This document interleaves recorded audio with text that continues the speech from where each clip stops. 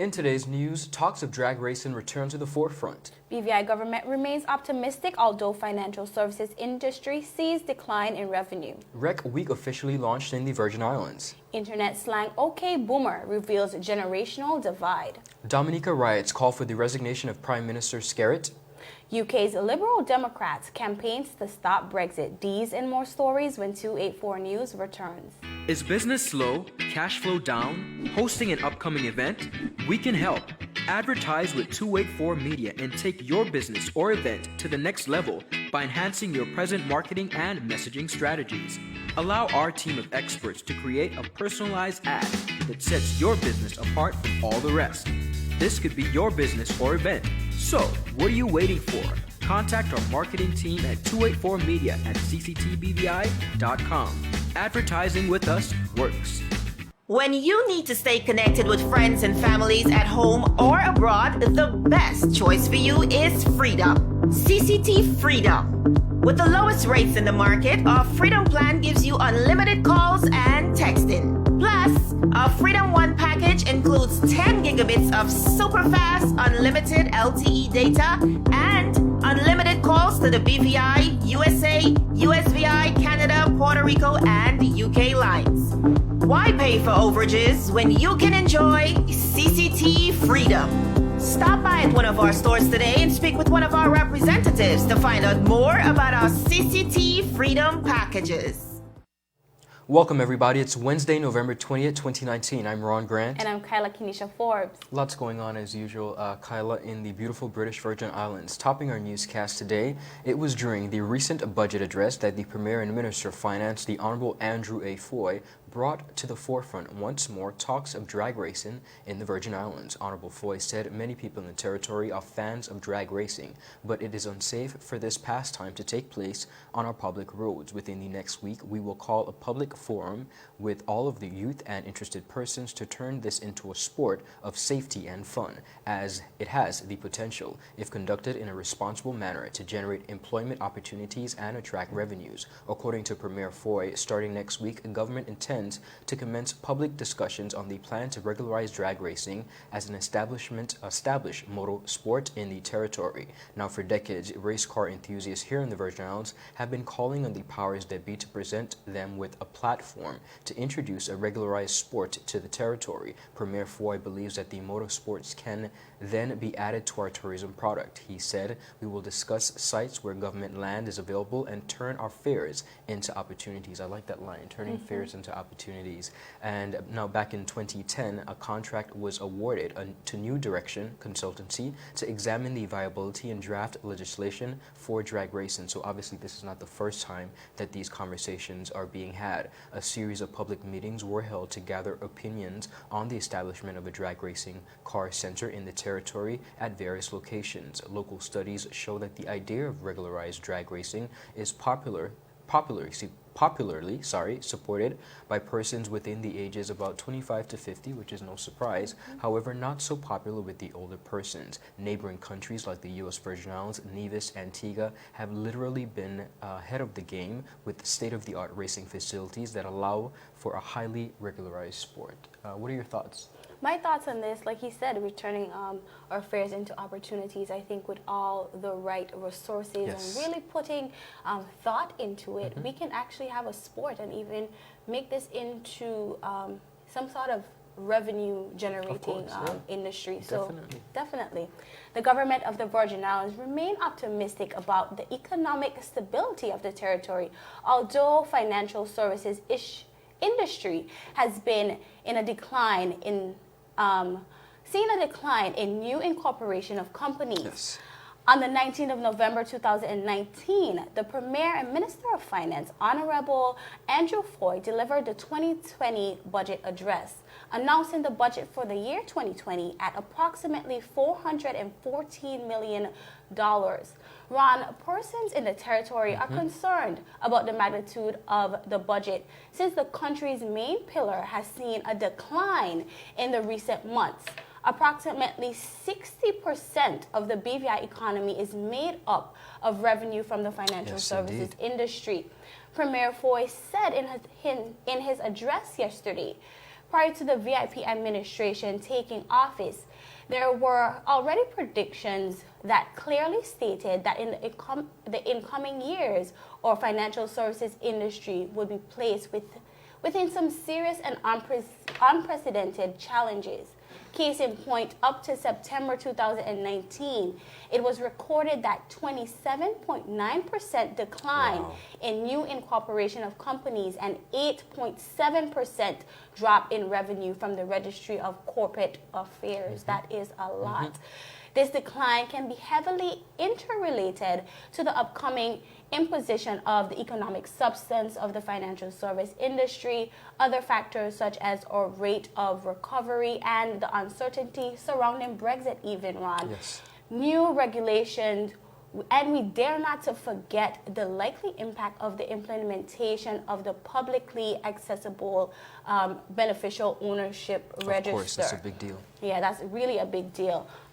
The possible risk to our financial service model and revenue collection is still a looming factor that needs to be closely monitored. Although the future of our financial service industry is quite uncertain at this time, the government is still optimistic about the economic stability in the territory. Premier Foy assured that the impact has been cushioned somewhat by the performance of other revenue categories, for instance, hotel accommodation tax and other revenue streams such as the collection of the environmental levy, proceeds from the cruise permit, taxes from international trade was also considered when addressing the financial stability of the territory. Premier Foy said despite the challenges in the financial service industry, recovery has steadily continued to extend that more attention can now be paid to planning for development work, which would set an investment-friendly platform for stable, smart, and green economy. Much to be thought about, Kyla. It's a big deal indeed when you look at that drastic drop within the financial services industry. It's not something that we should take lightly. So I agree with you. Still ahead, Rec Week officially launched, and internet slang OK Boomer reveals generational divide. These and more stories when 284 News returns. Everyone looks to the future, but no one truly knows what the future holds. The number of people under the age of 20 with type 2 diabetes could increase by 49% by 2050. Let it be known that we all have a 30% chance of developing hypertension. Globally, more than 300 million people of all ages suffer from depression. More than 60,000 young adults aged 20 to 39 are diagnosed with cancer each year. Obesity leads to problems such as stroke, heart disease, and kidney failure. No matter your race, age, or color, we are all at risk. These diseases can be managed or prevented if caught early. But with the right medicine and the right doctors to keep us on a path to live a robust and healthy life, we will live well.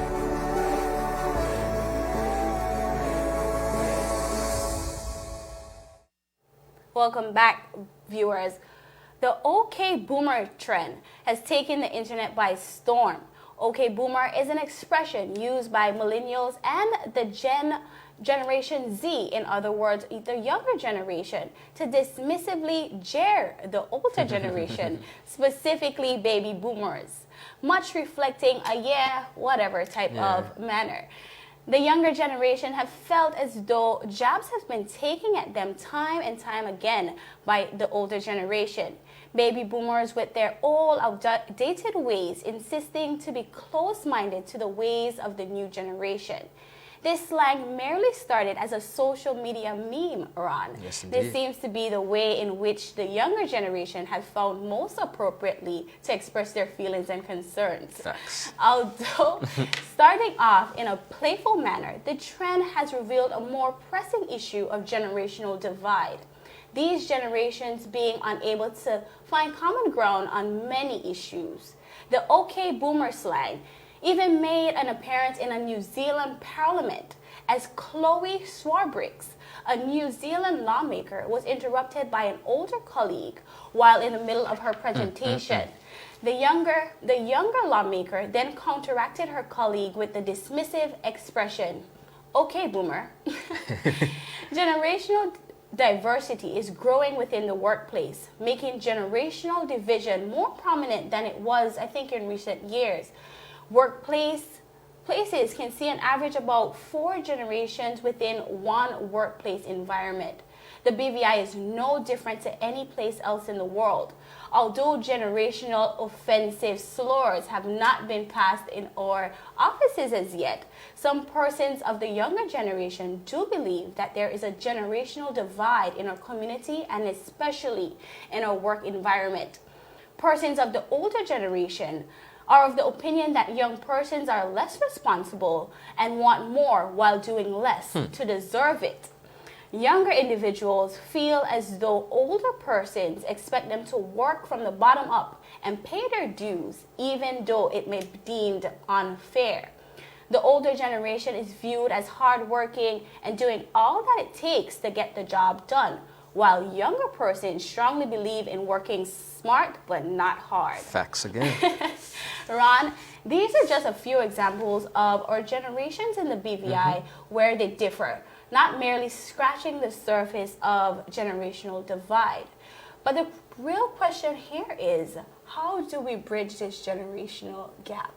Well, let me just say that I absolutely understand both sides, of course. I agree. You always heard that the old, and it's funny that we're doing this story because I just had this conversation with 2 colleagues of mine who happen to be much older, and they had echoed the same sentiments. I don't know what's wrong with this generation, and they were going on and on and on, and I'm like, but I don't know what's wrong with you guys. Right. It's interesting, and I feel like there's always going to be a generational gap, no matter how we try our best to kind of merge and bring it together. But I feel like it's just it's really and truly, while we still have a lot to learn, I think it's just a difference and a preference in how things are going to be done. Agreed. And, the toiling and sweating, it's not necessarily our kind of thing, but smart, not hard. But I think communication is key between both generations, and understanding, I think it's important for the younger generation to understand the struggle and understand the process. Agreed. But it's also imperative that the older generation understand that, different methods. Forward thinking. Absolutely. The BVI Scuba organization invites you to discover the beautiful waters of the Virgin Islands during Rec Week, which is being held in the BVI from December 1st to 7th, 2019. This annual Rec Week event brings divers to a relaxing place where history and beauty supply the background for a beautiful adventure. We were present at the launch of Rec Week 2019. Take a look. Dive industry, but the events that we've put together are to be appealing, we hope, to residents as well as visitors. We want everyone to understand that diving is for everybody, including Elton. Diving is a career for everybody, accessible for everybody, and we want the BVI to become a centre of excellence and hopefully produce dive instructors that will then get employment throughout the world. There are some things that make the BVI very, very attractive for training, so we hope to capitalize on that. Welcome, enjoy Rec Week, please talk amongst yourselves, and all these little things here show the events that we've got in place, the discounts that we're offering for visitors, but please understand that all the local dive operators also always offer discounts for residents. So if you know people that think they might like to try, go find a dive operator, talk to them, they will make sure to give you your feet wet. Thank you, everybody, and have a great Rec Week. December 7th. Do you have a moment? This is the Junior Minister for Tourism. We're very honoured that she was able to give us a moment of her time today. It's HOA craziness. Thank you so much, Shireen. Thank you very much. It's great to be here. And I'm not a diver. I can snorkel, but I'm not a diver. But I want to encourage each of you to work with our government on our Back to the Sea program. I also want you to get into our schools to decrease that fear that persons might have about being under the water. We do have a lot of persons that love to swim and frolic on the shores of the British Virgin Islands. But I think that we need to educate our young people a little bit more about what's under the water and what everyone comes to the BVI to see, you know, a beautiful underwater scenery. Thank you very much. Thank you so much.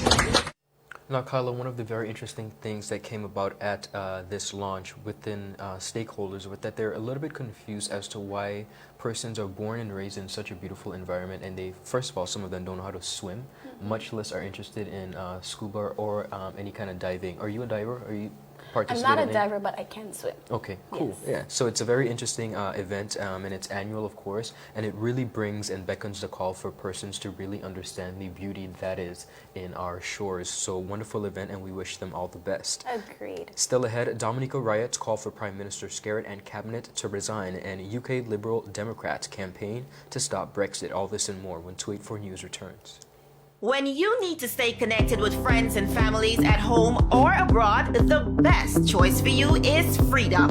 CCT Freedom. With the lowest rates in the market, our Freedom plan gives you unlimited calls and texting. Plus, our Freedom One package includes 10 gigabits of super fast, unlimited LTE data and unlimited calls to the BVI, USA, USVI, Canada, Puerto Rico, and UK lines.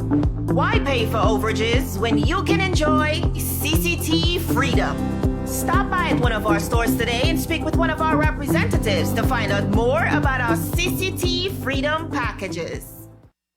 Welcome back, viewers. It's election season in the United Kingdom, and the political campaigning is sky high. Parties are making promises and party manifestos are being unveiled in hopes to convince the UK electorate that they may be the one for the job. The Liberal Democrat Party is running on the main basis that Brexit needs to be stopped. They promised the electorate that once in power, that they will be advocating to cease Brexit process that have been ongoing and has caused much uncertainty in the United Kingdom. Should the United Kingdom stay a part of the European Union, the Liberal Democrat Party strongly believes that the country should remain a member. Stop Brexit, build a brighter future, reads the front of the cover of the Liberal Democrats manifesto. According to CNN News, as Joe Swyson, leader of the Liberal Democrats, unveiled the party's manifesto, they claim that stopping Brexit will free up £50 billion that can be spent on public services and reducing inequalities. The boost of economic growth, which it says the UK will get from staying in the EU, is at the heart of its plan to build a brighter future for the people. The so-called Remain bonus would pay for 20,000 new teachers, extra cash for schools, and support for the low pay. Ms. Swyson said she is a candidate to be Prime Minister, and if the Liberal Democrats, which have 20 MPs at the end of the last parliament, win the majority, they will be cancelling Brexit entirely by advocating to revoke the Article 50 process from leaving the EU. Other proposals the party presented in their manifesto included frequent flyer tax, hydrogen-powered trains by 2035, and 80% renewable targets. Very interesting battle there with Brexit that continues to still rock our world. And now out of Roseau, Dominica, Irie Jam Radio Reports stated that a peaceful protest against Dominica's Prime Minister Roosevelt Skerritt escalated into a riot. Protesters in Dominica's capital, Roseau, began last Thursday and by Tuesday night had escalated into gunshots and fires burning. During the day, hundreds of protesters marched on the street where Skerritt's office is housed. As night fell, a stalled truck was placed on the road and surrounded by debris and tires by the growing crowd. Police made several attempts to clear the road, but protesters continued to create obstructions to keep it blocked. They eventually used tear gas to disperse the crowd and arrested 42 men, including one with a 9mm gun.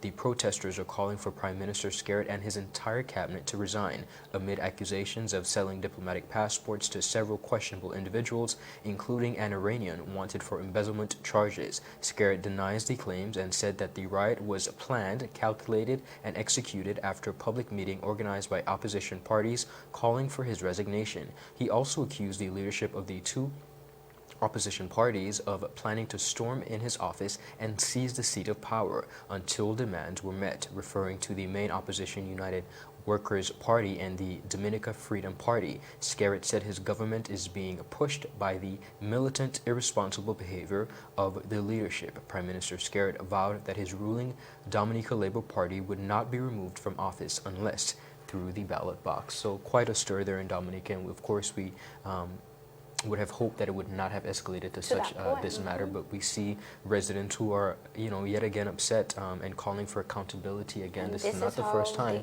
We saw it in Puerto Rico recently, and we continue to see it across the region where residents are no longer accepting the status quo, and they're taking to the streets in protest. Taking action. Yeah, indeed. Yes. Definitely. That's it for today's news roundup. Be sure to like us on Facebook at 284 Media and 284 BVI on Instagram and Twitter. I'm Kyla Kenesha Forbes. And I'm Ron Grant. We'll see you again tomorrow as we deliver your daily dose of local, regional, and international content. 284 News, your source for honest and impartial news right here on 284 Media. Happy Wednesday, everybody. So you're saying I can ask this cat any question? The cat is connected to the computer. You just type in the question, it will read his mind. There the answer comes.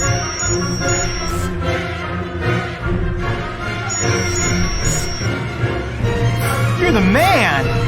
I've been looking for this for weeks. Brilliant Hands and Minds tutoring services, one-on-one tutorials in math and English, intense homework assistance, academic enrichment, school projects, effective communication and public speaking development, sign language for adults and children on Saturdays only. Registered with the Virgin Islands High School Certificate Program, Brilliant Hands and Minds can help you too. Offering intense curriculum-based training to help you or your loved ones get their high school diploma. It's time to make your family's education a #1 priority. Hurry, space is limited. Brilliant Hands and Minds Learning Center. We are the trained education professionals.